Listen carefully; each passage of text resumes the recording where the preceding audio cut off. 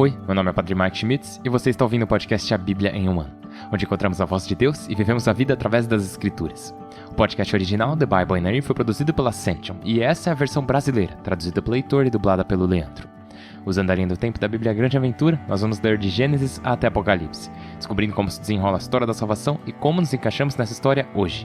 É o dia 107 e hoje vamos ler o primeiro livro de Samuel, capítulos 11 e 12, e também vamos voltar aos Salmos e rezar o Salmo 55. A Bíblia que eu uso todos os dias é a Bíblia da Grande Aventura, da Ascension, em inglês. Você pode acompanhar usando qualquer Bíblia católica que você preferir, mas a gente recomenda a Bíblia do Peregrino. Se você quiser saber quais são os seus próximos capítulos ou marcar o quanto você já leu, baixe o nosso plano de leitura de graça no link na descrição do vídeo. Se você ainda não se inscreveu no canal, considere-se convidado. Você não é obrigado a nada, só estou te convidando a clicar em inscrever-se. E também, se quiser comentar, seria legal. E por favor, compartilhe também. Se você nos acompanhou por 107 episódios e foi uma bênção para você, que ótimo. Se você não está gostando, bom, fico feliz que ainda está acompanhando. Obrigado por persistir. Isso é incrível, de verdade. Mas sério, seria ótimo se vocês pudessem compartilhar, porque assim ajudaria outras pessoas a encontrar esse podcast e ouvir a Bíblia conosco. Enfim, como eu disse, hoje é o dia 107. Vamos ler 1 Samuel, capítulos 11 e 12 e rezar o Salmo 55. Primeiro livro de Samuel, capítulo 11. Saul vence os amonitas. O amonita Naás fez uma incursão e acampou diante de Jabes de Galaade. Os de Jabes lhe pediram: faze um pacto conosco e seremos teus vassalos. Porém Naás lhes disse: farei um pacto convosco sob a condição de arrancar-vos o olho direito. Assim provocarei todo Israel. Os conselheiros de Jabes lhe pediram: dá-nos 7 dias para que mandemos mensageiros por todo o território de Israel. Se não houver quem nos salve, nos entregaremos. Os mensageiros chegaram a Gabaá de Saul, comunicaram a notícia ao povo, e todos começaram a chorar aos gritos. Ora, aconteceu que Saul chegava do campo, do cuidado com os bois, e perguntou: o que há com o povo? Que está chorando? Contaram-lhe a notícia que trouxeram os de Jabes. Ao ouvir isso, o Espírito de Deus invadiu Saul. Enfurecido, pegou a junta de bois, esquartejou-os e repartiu-os por todo Israel, aproveitando os mensageiros com este aviso: assim acabará o gado de quem não for à guerra com Saul e Samuel. O temor do Senhor caiu sobre o povo, e foram à guerra como um só homem. Saul os passou em revista em Bezeque. Os de Israel eram 300.000, e 30.000 os de Judá. E disse aos mensageiros que tinham vindo: dizei aos de Jabes de Galaade: amanhã, quando o sol esquentar, a salvação chegará para vós. Os mensageiros partiram para comunicá-lo aos de Jabes, que se encheram de alegria, e disseram a Naás: amanhã nos entregaremos, e fareis de nós o que vos parecer melhor. No dia seguinte, Saul distribuiu a tropa em 3 grupos. Invadiram o acampamento do inimigo ao raiar da manhã, e foram matando amonitas até o sol esquentar. Os inimigos que ficaram vivos se dispersaram de forma que não iam 2 juntos. Então o povo disse a Samuel: quem eram os que diziam que Saul não reinaria? Entregai-os para que os matemos. Saul, porém, disse: hoje ninguém deve morrer, pois o Senhor salvou Israel. E Samuel disse a todos: vinde, vamos a Gilgal, para inaugurar aí a monarquia. Todos foram a Gilgal, e aí coroaram Saul diante do Senhor. Ofereceram ao Senhor sacrifícios de comunhão, e aí Saul e os israelitas celebraram uma grande festa. Capítulo 12. Despedida de Samuel. Samuel disse aos israelitas: eis que vos atendi em tudo o que me pedistes, e vos dei um rei. Pois bem, aqui tendes o rei. Já estou velho e de cabelos brancos, e meus filhos estão no meio de vós. Agi à vista de todos, desde a minha juventude até agora. Aqui estou. Respondei-me diante do Senhor e seu ungido. A quem tomei um boi? A quem tomei um burro? A quem fiz injustiça? A quem maltratei? De quem aceitei suborno para fazer vista grossa? Dizei-o, e eu o devolverei. Responderam: não nos fizeste injustiça, nem nos maltrataste, nem aceitaste suborno de ninguém. Samuel acrescentou: Hoje, diante de vós, tomo como testemunha o Senhor e seu ungido. Não me surpreendestes com nada na mão. Responderam: Sejam testemunhas. Samuel disse ao povo: É testemunha o Senhor que enviou Moisés e Arão e fez subir vossos pais do Egito.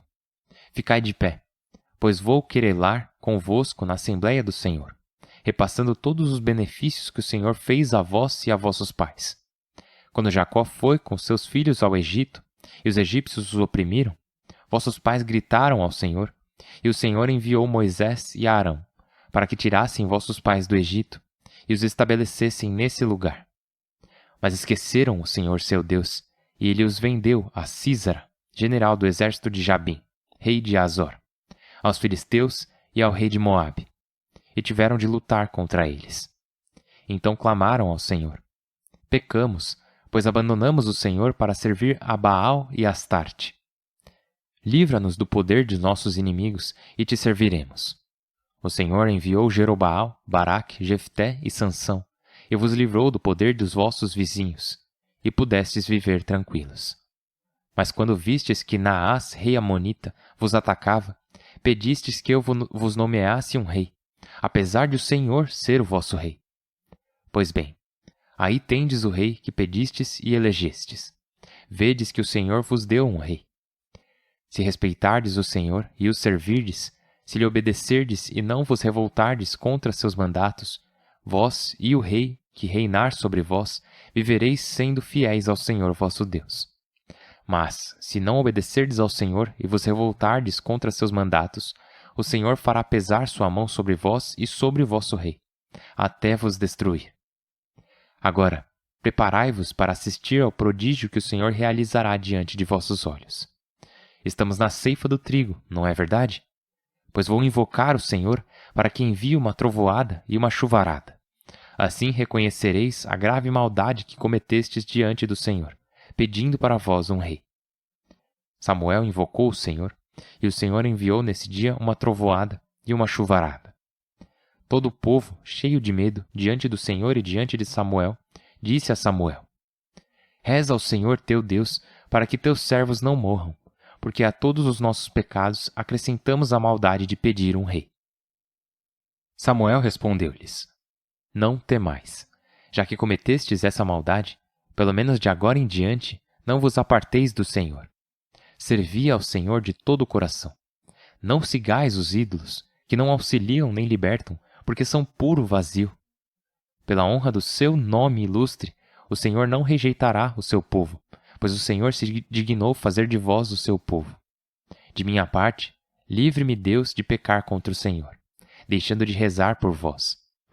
Eu vos mostrarei o caminho bom e reto, já que vistes os grandes benefícios que o Senhor vos fez. Respeitai o Senhor e servi-o sinceramente de todo o coração. Mas se agirdes mal, morrereis, vós e o vosso rei. Salmo 55. Escuta, ó Deus, minha oração. Não te feches a minha súplica. Dá-me atenção e responde-me. Eu me agito em minha ansiedade, a voz do inimigo me perturba, a pressão do perverso. Eles carregam sobre mim calamidades e com fúria me atacam. Meu coração se retorce por dentro, pavores mortais desmoronam sobre mim. Temor e terror me invadem e o espanto me cobre. Eu penso: quem me dera ter asas de pomba para voar e pousar? Então eu fugiria muito longe, me hospedaria no deserto. Depressa me poria a salvo da tempestade e do furacão. Confunde, Senhor, divide suas línguas, pois vejo na cidade violência e discórdia. Dia e noite fazem a ronda das muralhas, em seu recinto crime e injustiça, em seu interior desgraças. Não se afastam de suas ruas crueldade e engano. Se o inimigo me injuriasse, eu aguentaria.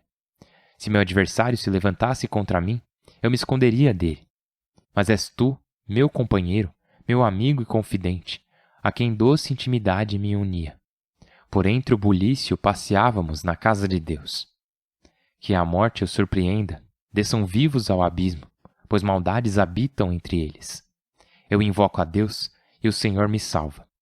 Pela tarde, pela manhã, ao meio-dia, eu me encolho e gemo para que escute minha voz. Livra-me da agressão com a paz, pois são muitos contra mim.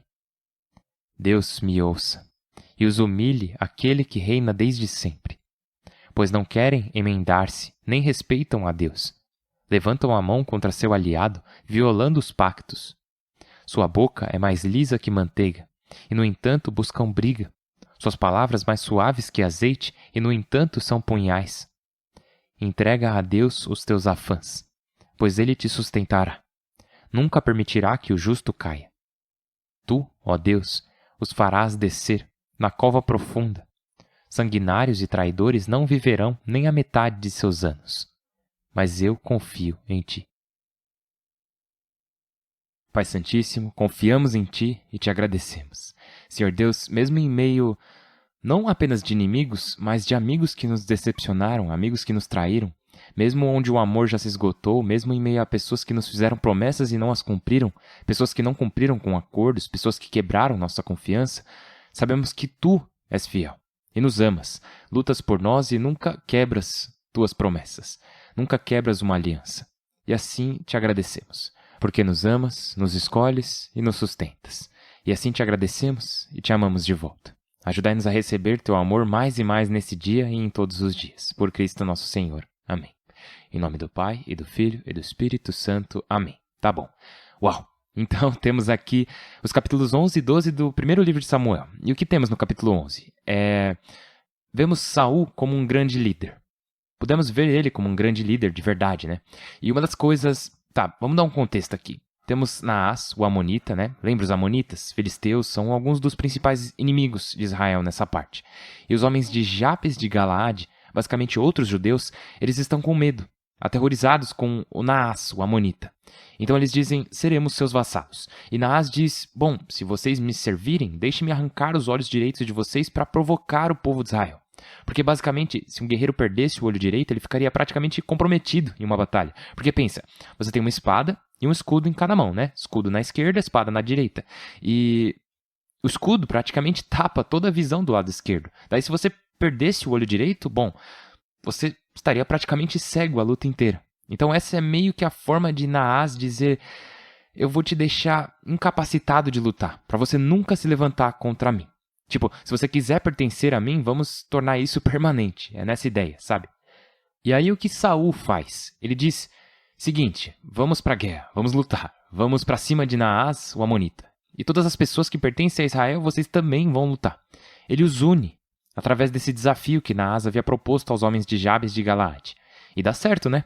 Saul mostra que é realmente capaz de assumir a liderança. Ele mostra que tem o Espírito de Deus. Porque no final do capítulo 11, as pessoas que lutaram dizem, ei, quem eram aquelas pessoas que estavam contra Saul? Porque agora ele é nosso rei. Basicamente, né, sim, ele foi ungido pelo Samuel. Daí foi eleito publicamente diante de todo mundo. Mas foi aqui e agora que ele se consagrou rei, pelo fato de os ter liderado em batalha para a vitória. E eles dizem, todos que estavam contra você, Saul, vamos matá-los. E Saul responde muito bem, né? Ele diz, não vamos fazer isso. Deixem eles irem e vamos inaugurar o reino. Ele vai, sacrifica ofertas de paz e daí ele vira o líder, né? De todos eles, até mesmo daqueles que originalmente se opuseram a ele. E assim, Saul demonstra um ótimo autocontrole e muita sabedoria ao não só chegar e destruir aqueles que se opuseram a ele. Muito bom, Saul, mandou bem. De novo, como dissemos ontem, Saul é um personagem complexo. Ele não é um herói na história, mas isso não significa que ele não faça coisas boas de vez em quando. E não é porque ele morre de certa forma sem o Espírito de Deus que significa que ele não tenha o Espírito de Deus aqui, nessa parte, para cumprir o chamado que Deus lhe tinha dado. Também temos o discurso de Samuel no capítulo 12. E minha nossa, é tão forte e é tão importante prestarmos atenção no que Samuel está dizendo nesse discurso final. Ele relembra o fato de que no passado Deus liderou a família de Jacó, Israel, né? Até o Egito, e eles se tornaram escravos. E daí o povo clamou ao Senhor Deus, e o que ele fez? Ele enviou Moisés e Arão para libertá-los. Então, depois de vagarem pelo deserto, eles tiveram outros inimigos, como Sísara, lembra? Em Juízes, ouvimos essa história. E Jabim, rei de Azor, os filisteus e o rei de Moabe. E o que aconteceu foi que eles clamaram ao Senhor e ele os enviou líderes. Ele enviou pessoas para lutarem por eles. O Senhor Deus sempre cuidando deles. E ele enviou Jerobaal, e Baraque, e Jefté, e até eu mesmo, Samuel, né? E o que vocês fizeram? Vocês pediram um rei. Vocês não querem confiar. Isso é tão importante porque vimos Saul, que foi ungido rei por Deus. O Espírito de Deus veio sobre Saul como rei. E Saul demonstrou o fato de que ele pode unir o povo novamente. Então, tudo isso está acontecendo, mas Samuel reforça que isso não é o que Deus quer. Ele está permitindo que aconteça. Ele está permitindo que você tenha esse rei. Ele está até dando força a esse rei. Ele está até dando poder a esse rei, lhe dando um papel, está dando a ele o seu espírito. Mas Deus não quer isso. Isso não faz parte do plano original dele. Ele está tolerando isso por causa da dureza do coração de vocês. E isso é tão importante para nós porque destaca as maneiras como, lemos Josué, lemos Juízes, vimos as batalhas para as quais o povo de Israel foi levado. E podemos pensar, às vezes, erroneamente, e já falamos sobre isso antes, mas precisamos ser lembrados disso de novo. Podemos pensar erroneamente que isso era o que Deus queria. Não, isso foi o que Deus permitiu. Então, mesmo que diga que Deus disse, tá, vai lá e faça tal coisa, quando se trata de batalha, quando se trata de violência, essas coisas nunca fizeram parte do plano original. Assim como Deus dá o Espírito Santo, o Espírito de Deus a Saul, você pensa, bom, isso é claramente o plano de Deus, porque ele está dando o Espírito a Saul, para o Saul poder liderar na batalha. Ele foi ungido por Samuel e tudo, mas Deus está dizendo, eu estou meramente fazendo isso por causa da dureza e da teimosia dos seus corações. E, de certa forma, apesar de mim mesmo. E vamos ouvir isso mais tarde também, lá no Evangelho de Mateus, capítulo 19, que os escribas e os fariseus perguntam a Jesus sobre o divórcio, e Jesus diz, não, o divórcio e casar de novo não são permitidos, isso é adultério. Eles dizem, hã? Moisés disse que era permitido se divorciar e casar novamente. E Jesus diz, Moisés disse que vocês poderiam fazer isso por causa da dureza de seus corações, mas não era para ser assim. Uma das coisas que vamos perceber é que o chamado de Deus é sempre mais elevado. Mas às vezes ele nos permite permanecer mais baixos, eu diria, por falta de um termo melhor. Mas o que temos que fazer é manter nossa mente, nosso coração e nossos olhos voltados para as alturas. Voltados para o que seria o plano original de Deus. E isso é tão importante, não só quando se trata da Bíblia, mas não só quando se trata dessas partes em que, ele estava disposto a deixá-los ter um rei, ele estava disposto a permitir coisas que ele não gosta, como violência, como essa guerra ou divórcio, esse tipo de coisa, mas em nossas vidas também. Em nossas vidas, muitos de nós tomamos decisões erradas. Desculpa, deixa eu reformular. Todos nós tomamos decisões erradas em nossas vidas. E ainda assim, o que Deus faz? Ele não diz, você não serve mais agora. Você fez a escolha errada, portanto não quero mais estar com você, já era, foi uma boa jornada, mas acabou. Ele não faz isso. O que Deus faz é dizer, tá, você fez uma escolha que vai contra a minha vontade, e eu ainda posso te enviar meu Espírito. Ok, você fez uma escolha que, talvez até uma escolha permanente na sua vida, que não consegue mais mudar. Olha, isso não é minha vontade, não é o que eu queria, mas eu ainda posso trabalhar com isso. Eu ainda posso te dar meu Espírito. E por fim, temos no capítulo 12 do primeiro livro de Samuel, Samuel dizendo, mesmo que você esteja escolhendo o que Deus não quer, Ele ainda vai estar com você. E isso é tão difícil de realmente permitir entrar em nossos corações, porque de um lado podemos dizer, bom, já que é assim, então vou continuar escolhendo o que eu quiser, porque Deus ainda vai estar comigo, Por outro lado, podemos dizer, você tem certeza?